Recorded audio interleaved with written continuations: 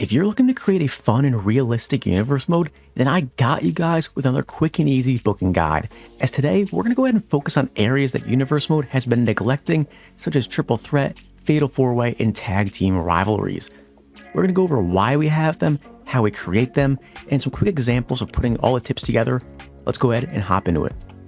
So first up is going to be triple threat feuds. So there's three reasons of why we want to create these rivalries and storylines. The first one being it adds some new unpredictability.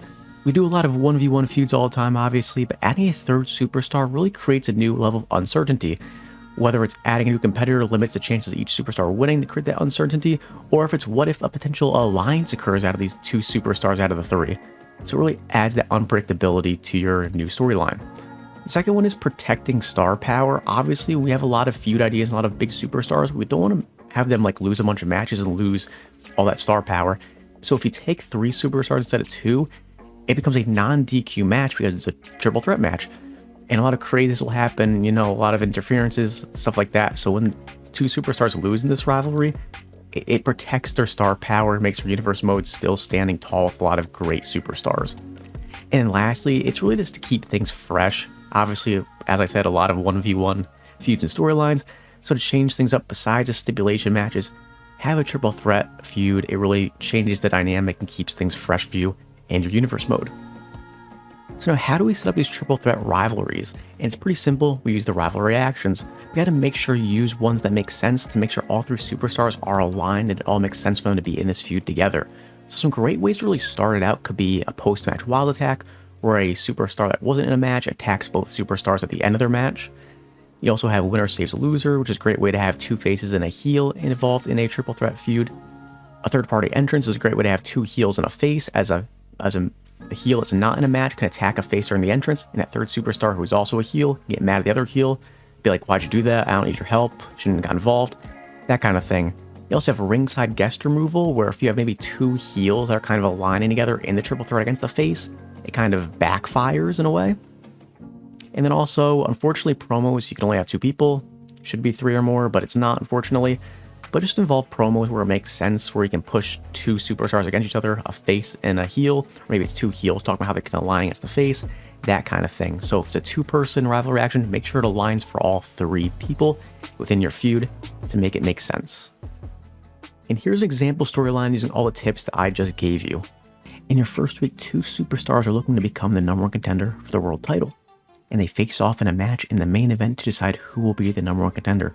Superstar A will win with a roll-up pin where they illegally pull on Superstar B's tights to get the pin. The following week, Superstar B would come out for a promo where they would call out Superstar A for cheating. Superstar A would come out, but they wouldn't take too kindly to Superstar B, as he or she says it didn't matter because the ref never saw, and Superstar A would attack Superstar B. After the missed cheating by the ref and the attack by Superstar A, the GM decides to make a call that there will be a rematch to become the #1 contender. And this time, Superstar B would end up getting the win in the main event. The following week, Superstar A would come out for a promo saying that it was ridiculous that he or she is no longer the #1 contender because of the ref's screw-up. Superstar B would come out to respond and rub it in Superstar A's face, but Superstar A would once again quickly attack Superstar B. The following week at the go-home show, backstage, Superstar A would continue to attack Superstar B once again, and then come out for a promo, where Superstar A would then come out and explain that he or she will continue to attack Superstar B and not allow him or her to win the title at the PLE unless they get a rematch tonight, with the winner taking a 3-match series to become the #1 contender at the PLE. Superstar B would come out and have to accept the challenge, and it would be their only way to get a fair opportunity at winning the title. The new rivals put on a heated match at the end of the night. Both seem to care a little more about hurting each other than actually getting the chance to compete for the title. In the end, their hate for each other was too strong. They beat each other up so much outside that they both were unable to get back into the ring at the 10 count and were both counted out, leaving no #1 contender. At the PLE, the GM would decide that both superstars would compete with the champion in a triple threat match for the world title. So now, why do we want fatal 4-way rivalries? A lot of the same reasons as triple threats, the unpredictability. Now with 4 competitors, there's a lot of more uncertainty of who's going to come away with the win, as anything can happen. It also protects star power because with 4 superstars in non-DQ matches, whoever gets pinned, it's not a typical 1v1. So that's also there just as well. And the same reason number 3 is keeps it fresh, as it really changes up the 1v1 dynamic to a 1v1v1v1 to create some more drama, uncertainty, freshness to it. But there's also a big, huge change to it that isn't in triple threats. And it's basically Fatal 4-Ways doesn't all need to be 4 superstars aligned in the same way together in a feud. It could be 2 superstars in one feud and 2 superstars in another who just happen to cross paths for this one Fatal 4-Way. Because maybe, some backstage antics happen and it causes the 2 separate feuds to come together in a way, just for one night. So it's nothing like how triple threats where every rivalry action needs to be aligned together. It could just be one moment between 2 separate storylines, creating this big Fatal 4-Way and a big change to the dynamic of your show. So now, how do we put these Fatal 4-Way rivalries together? So it depends how you want to do it. If you want to do it how I ended this last part off, where it's basically 2 separate rivalries coming together for one night, then what you can do is have it be set up like a typical 1v1 rivalry with 2 different sets of superstars, and then have some connection where they come together for a 2v2 tag match, where it's maybe the face on each feud versus the heels of each feud. And then you see those rivalry actions of like the abandoned tag partner, dissenting tag partners, infuriated tag partners, and pompous tag partners, where it shows how random superstars together can't really come together as well as they would hope, and it affects them in their tag matches and really affects, the momentum of their rivalries. Other ways you can do it is very similar to triple threats, where if you have 4 superstars who you want aligned together for maybe a title rather than 2 separate storylines put together, you have the Championship Thief rivalry, the post-match Wild Attack, winner saves loser, all those same ones involving 3 or more superstars really together to show an alignment if that's the direction you want to go. So it really depends. 2 different feuds, use the tag partner ones. If it's all 4 aligned together over a specific thing, then use really the similar ones that you use in a triple threat or typical 1v1 rivalry for your rivalry actions. And now, using those tips, I'm going to show you guys a quick example storyline for a Fatal 4-Way. In the first week, the GM will announce that the world champion was injured during their title win at the last PLE, and they'll need to vacate their title as they'll be out for a long period of time. Over the coming weeks, contenders will earn the right to fight for the title at the upcoming PLE. Superstar A will come out for a promo advocating for him or herself to have a shot at the title, but he or she would be quickly interrupted by Superstar B, saying that he or she is more suited to compete for the title. Later that night, Superstar C would attack Superstar A as the mix for who should compete for the title continued to grow. In the following week, Superstar C would come out and explain why they attacked Superstar A, saying it's because he or she didn't deserve the match, that he or she is not as good as them. But then Superstar D, a 4th superstar, would now come out to confront Superstar C as they think they're the top pick to compete for the title. Superstar C would then follow up with another attack, this time on Superstar D. Later that night, backstage, Superstar A would get their revenge on Superstar C, attacking them. Then the following week, all 4 superstars winning this title match would compete in a Fatal 4-Way in the main event, with the winner being the first person clinched to compete in the world title match. And the following week, it would be a triple threat match in the main event, with the 3 remaining superstars who didn't win last week getting the opportunity to face off one last time, with the winner filling the remaining spot for the world title match at the PLE. And with that, the PLE, the 2 winners of the qualifying matches would go on to face each other to crown the winner of the vacated title. So now for tag teams, why do we want to have these feuds? It's pretty simple. It's a great way to change up the dynamic of your weekly shows. Obviously, 2v2 is much different than 1v1. There's a lot of strategy behind it, a lot of chemistry that goes into it, and honestly, a lot of chaos also goes into it.